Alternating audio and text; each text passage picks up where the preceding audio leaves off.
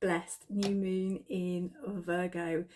This moon is going to bring us in a much needed change in energies. So the full moon in Leo was incredibly powerful, and it brought up a lot of stuff for many people, and you could really see this in the way that people were behaving in the collective as well. A lot of behaviours perhaps that were not pleasing, not very kind. I had a friend describe them as very special behaviours. I full-heartedly agree to that. So this energy is really coming in to sweep away the old. So when we had that full moon in Leo, Mercury was still in retrograde as well. So there was a lot of tension in communication. New moon in Virgo in 11 degrees is that back to school, new start, September feeling. It's got that sensation of harvest, of abundance.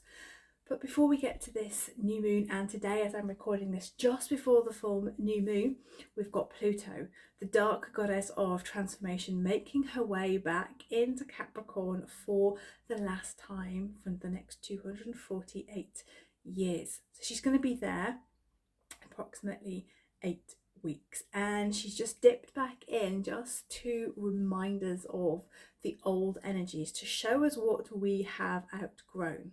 Once she goes direct, when she moves back into Aquarius, that is it. We are done. We should celebrate.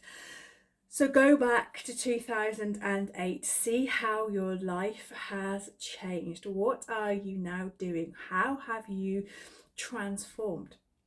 And during this 8-week period where she slipped back into Capricorn, can you remain in witness consciousness? And what I mean by that is, can you be the conscious observer of everything that is going on in the collective and react from your heart rather than reacting from anger or the need to create disruption? So she's really coming through to close out a karmic cycle. She's really coming through to rip through the last vestiges of that third dimensional matrix, sending that wrecking ball through. So she's really asking us to transform. And if we haven't transformed, this is our last opportunity to do so. Lots of top-down control when Pluto is in Capricorn, so watch in the collective for thumb screws being tightened in various areas. Watch for people wanting to have control over what you are doing as an individual, and maybe even threatening your sovereignty. Didn't say any more about that. You can read into that what you will, but watch it play out. Do not give it energy. Remember, we feed the beast if we give it our energy, and the last thing we want to do is feed it. Honestly, truly, we don't. We want it gone, starved and disappeared. So this new moon in Virgo is really clearing out the old energy, and she's giving you a choice. Are you coming with us? Are you stepping into a new frequency? Are you stepping into a higher dimension, or are you going to stay in the old world?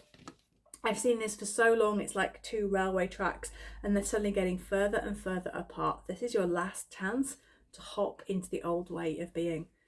You don't really want to, but you might find people from the old way are hopping onto our train at the moment. So this is that last chance. Are you going with the new, or are you staying in the old? And if you're staying in the old, life won't change. If you're going with the new, we are going places. We are really stepping into a high vibrational frequency. We're stepping into love. We are stepping into new communities. We are becoming the new earth leaders.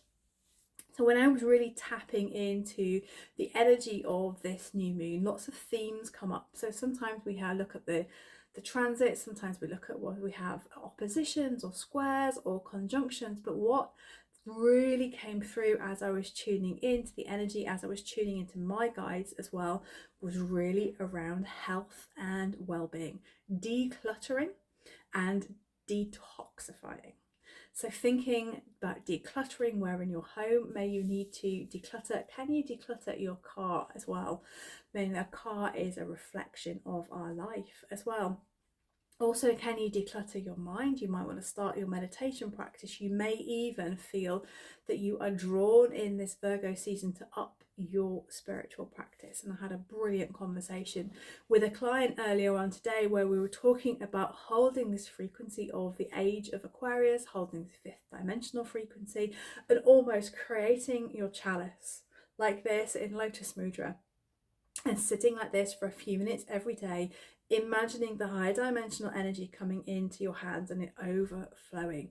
That's the place where we need to be. We need to be the anchors of the energy while Pluto is doing her thing. And while Pluto is sending her wrecking ball through, we have to anchor in these higher frequencies. This is this 8-week period which is really giving us that intention to become strong anchors.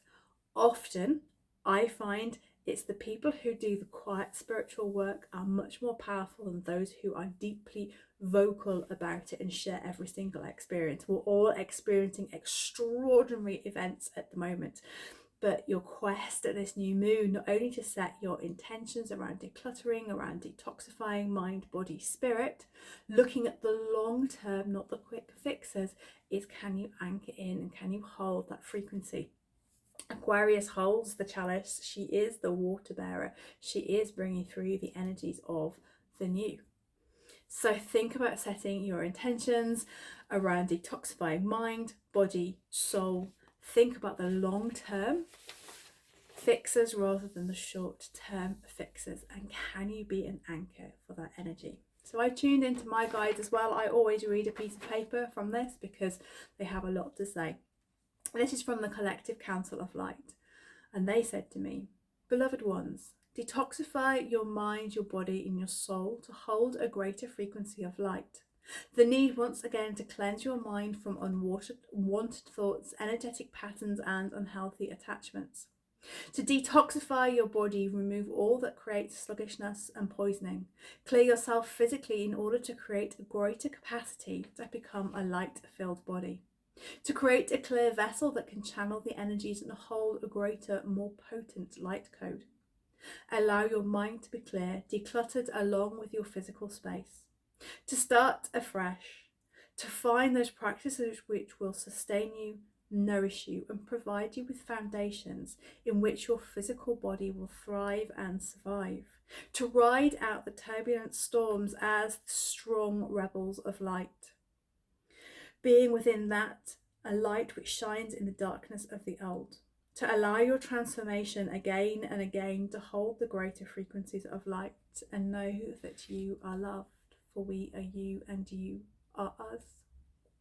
Really powerful message for that new moon, and I'm going to be bringing through little snippets of what they tell me every time I do a moon video.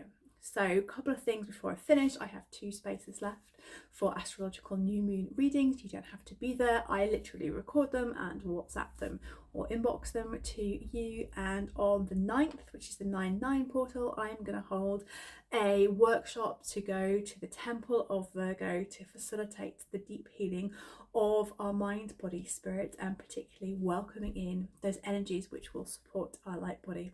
I will put all the information on the text below, and it leaves me just to wish you a very, very happy new moon, and may you navigate the waters of Pluto being back into Capricorn with grace, with skill, and from your heart. Much love.